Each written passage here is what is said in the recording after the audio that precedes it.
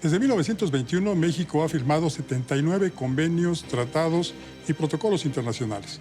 Y es a partir de 2002 que la Suprema Corte de Justicia de la Nación falla para que estos tratados internacionales tengan el mismo nivel jerárquico que la Constitución Política de los Estados Unidos Mexicanos. Esto es, por encima de las leyes generales, las leyes federales y las leyes locales. Hoy está con nosotros el doctor José Castillo. Él es catedrático en la Facultad de Derecho de la UNAM y también en el Tecnológico de Monterrey. Es director general de lineamientos del Instituto Nacional de Evaluación de la Educación. Obtuvo el Premio Nacional en Administración Pública.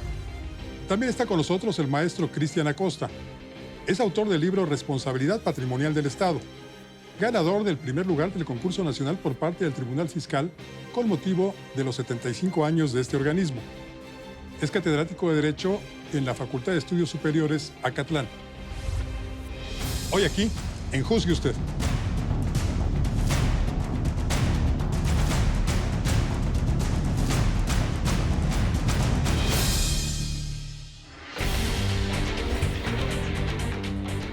Hace una semana platicábamos aquí sobre el exhorto que hacía la Organización de Naciones Unidas al gobierno mexicano para que se promulgara una ley en materia de desaparición forzada de personas.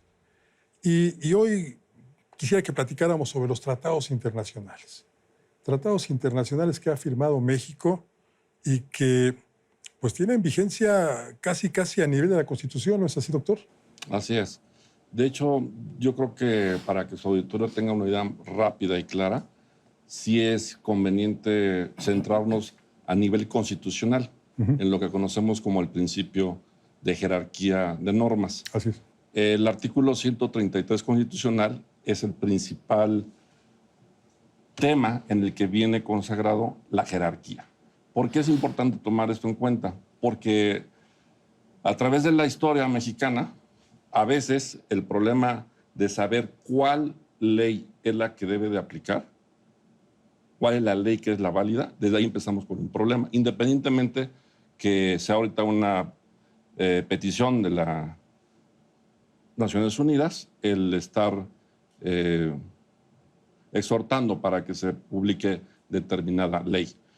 Es importante conocer aquí que la Constitución, para algunos, sigue siendo la ley suprema de todo lo que es un ordenamiento normativo. Pero hay varias ideas que han versado, no recientes, sino en mucho tiempo, también de lo que son los tratados internacionales y el orden jerárquico entre los mismos. Eso toma una especial relevancia para saber también cómo tomar en cuenta lo que se está diciendo en materia internacional de los tratados internacionales y que esté, como dice la Constitución, acorde con la Constitución.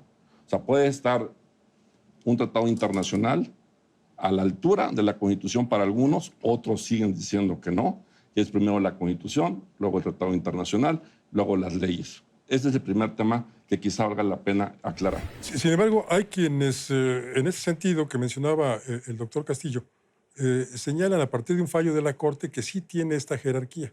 ¿Qué sucede cuando, por ejemplo, la Constitución no está acorde con ese tratado? ¿Se reforma nuestra Constitución o no se reforma? Sí, yo partiría de dos premisas fundamentales. Primero, que en junio de este año cumplimos 7 años de la reforma constitucional en materia de derechos humanos. A partir de ahí tomamos en cuenta tanto los derechos previstos en la Constitución como en los tratados internacionales y jugamos con los artículos 1 y 133 para hablar de un bloque de constitucionalidad. A partir de ese momento tuvimos varias interpretaciones sobre qué debía considerarse válidos, si la Constitución o los tratados internacionales. Y tuvimos 2 años en los cuales los juzgados de distrito, los tribunales colegiados de circuito, emitían criterios divergentes entre sí.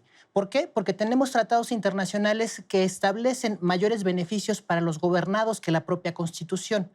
Fue hasta el año de 2013, al resolver una contradicción de tesis, que nuestra Suprema Corte de Justicia de la Nación estableció de manera específica que a partir de la reforma de junio de 2011 ya ya no podemos hablar de una jerarquía normativa en sentido estricto, sino que hablamos de un nuevo concepto que denomina un parámetro de regularidad constitucional. Es decir, la Constitución y los tratados internacionales en materia de derechos humanos se encuentran a la par siempre y cuando no exista una limitante prevista por la propia Constitución. En ese supuesto, la norma que debe prevalecer por esa regularidad constitucional es la propia Constitución. ¿Y esto en qué beneficia a nosotros los gobernados, doctor? El que tenga o no tenga rango constitucional un tratado internacional en materia de derechos humanos, cabe subrayar que solamente en este terreno es donde se da esta jerarquización. Voy a intentar ser muy práctico, porque para cuando esto lo platicamos a los ciudadanos, que evidentemente nosotros como profesionales del derecho nos encanta meternos al análisis constitucional, legal, normativo de lo que es una norma, pues muchas veces a la hora del aterrizaje con el ciudadano, bueno, a mí dime, ¿aplica o no aplica? ¿Me beneficia o no me beneficia?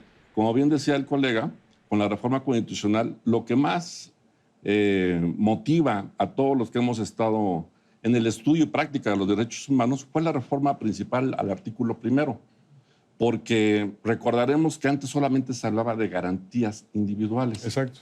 Con la reforma entra completamente todo el bloque de derechos humanos y obviamente las garantías individuales siguen manteniéndose, pero en esa misma perspectiva.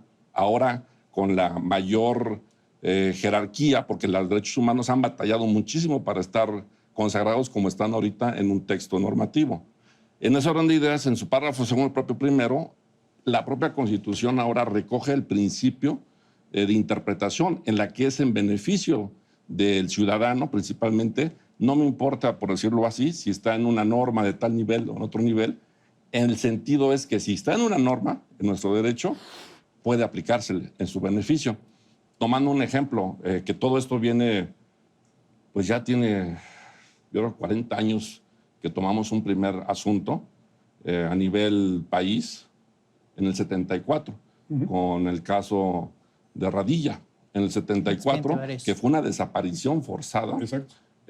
Y que toda su historia va evolucionando de que pues, en nuestro país no pudo hacer ningún tipo de justicia hasta que se buscó el Sistema Interamericano de los Derechos Humanos y tuvimos una sentencia a favor, que es donde viene a complementar lo que el colega decía de la tesis de jurisprudencia, la contradicción de tesis, que viene todo ya en este orden colegiado de normativa, pero que aún desde algunos puntos de vista, por ejemplo el mío, yo creo que esa parte todavía le falta, porque el control que nos está comentando la tesis de jurisprudencia, ese parámetro de control, dijo muy sencillo y muy claro y muy contundente: yo no quiero saber problemas ahorita en mi interpretación, ¿verdad?, más sencilla, de tipo jerárquico. Yo lo que quiero es que el derecho humano sí aplique, pero también los cómo es lo que a la hora de aplicarse en un caso concreto habría que estar viendo. Y en esta materia de derechos humanos, como que los ciudadanos mexicanos hemos tenido que acudir a estas instancias internacionales, a la Comisión Interamericana de los Derechos Humanos,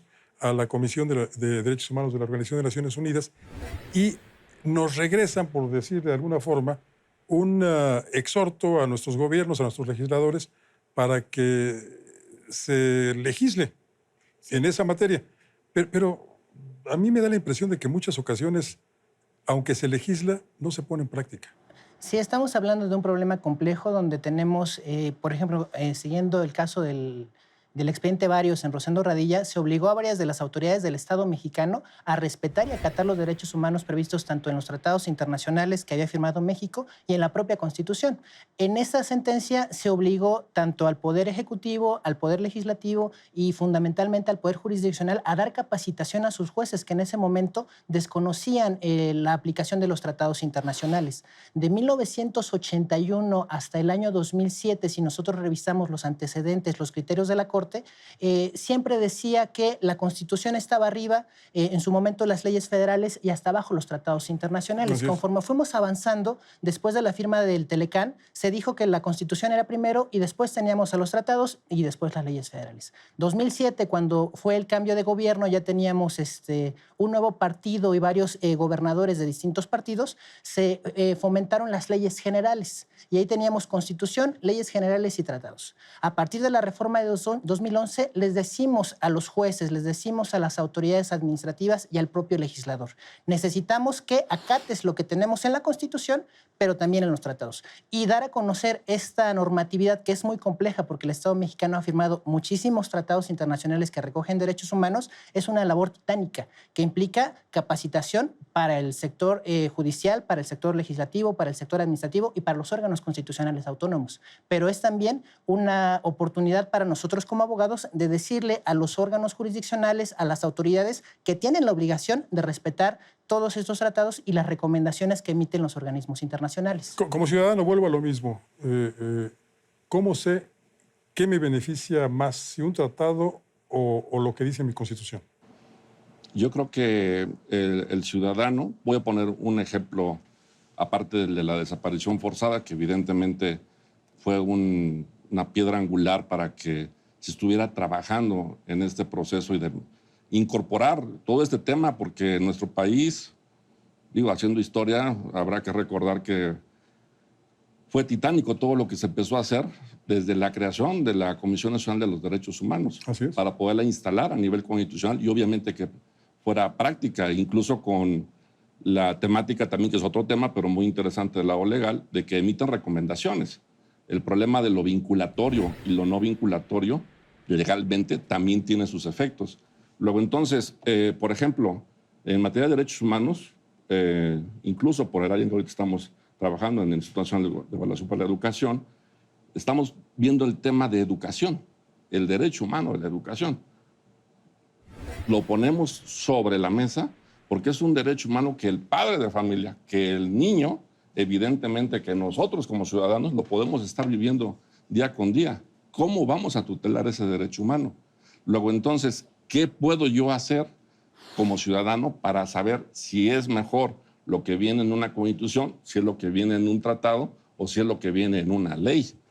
Indudablemente, nuestra constitución es muy clara y tiene como un interés superior el del niño. Su artículo 4 lo maneja como el principio, ahora sí que lo principal, el interés superior del niño. Claro. Y por otra parte, también se maneja que es una educación de calidad. Entonces, el derecho humano lo podemos entender como una educación de calidad y de varios derechos. Pero ahorita, por centrarnos en un ejemplo, el ciudadano común y corriente, nosotros, de a pie, a la hora de ver que el aprendizaje, que nuestros hijos, que los alumnos en su caso, o que los docentes en su mejora profesional van teniendo una mejor expectativa de trabajo, de teoría, de técnica y obviamente de apoyo a la cultura, evidentemente el ciudadano lo va a constatar. Claro. Pues nos da para muchísimo más el tema, pero lamentablemente se nos agotó el tiempo. Maestro, muchísimas gracias por estar con nosotros. Muchas gracias por la Maestra invitación. Costa. Doctor Castillo, gracias. Buenas noches. ¿Cuándo nos conviene a los ciudadanos que se apliquen a nuestro favor las leyes generales, la Constitución o los tratados internacionales? Eso, por supuesto, depende de nuestros abogados. De eso platicamos esta noche con los expertos. Pero lo que nos interesa es que juzgue usted. Soy Francisco Rodríguez, le agradezco su atención. Lo invito a que nos reencontremos aquí la próxima semana. Mientras tanto, le deseo, como siempre, buenas gracias y muchas, muchas noches.